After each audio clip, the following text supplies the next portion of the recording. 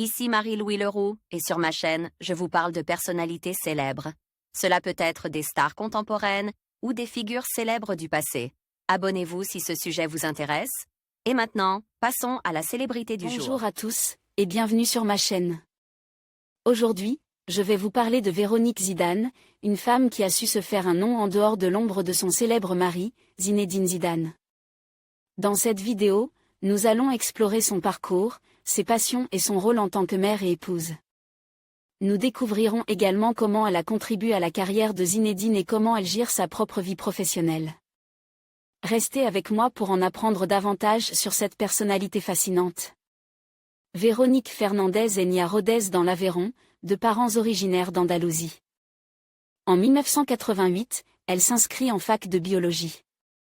Un an plus tard, elle abandonne son cursus universitaire pour se consacrer à sa passion, la danse, et quitte ses parents et sa sœur.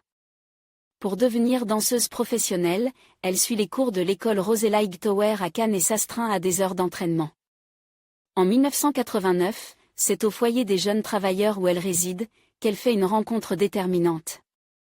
Alors jeune footballeur de l'AS Cannes, Zinedine Zidane croise le regard de la jolie danseuse et le coup de foudre est immédiat. Le couple se marie le 28 mai 1994 à la mairie de Bordeaux. La carrière de footballeur de Zinedine Zidane décollait et Véronique abandonne la danse pour le soutenir et le suivre dans ses déplacements. Véronique Zidane apprend les règles du jeu pour partager la passion de son époux. Il déménage au gré des clubs successifs du célèbre numéro 10 des Bleus, Bordeaux, Turin et Madrid. Contrairement aux autres femmes de footballeurs, Véronique choisit un style de vie discret et dédié à la famille. Dans les tribunes pour applaudir son champion, elle est notamment la complice de Noémie Lenoir. En 2006, Zinedine Zidane annonce qu'il met un terme à sa carrière sportive. La famille peut alors profiter pleinement de sa villa madrilène, loin de l'agitation médiatique. Mais le nom de Zidane n'est pas absent longtemps des terrains de football, ses trois fils reprennent le flambeau et évoluent au sein des équipes juniors du Real de Madrid. 10 ans après son départ, Zinedine Zidane revient sur le devant de la scène, il est nommé entraîneur du Real de Madrid le 4 janvier 2016. Zinedine et Véronique Zidane ont 4 garçons, Enzo né le 24 mars 1995, Lucas né le 13 mai 1998, Théo né le 18 mai 2002 et Elias né le 26 décembre 2005.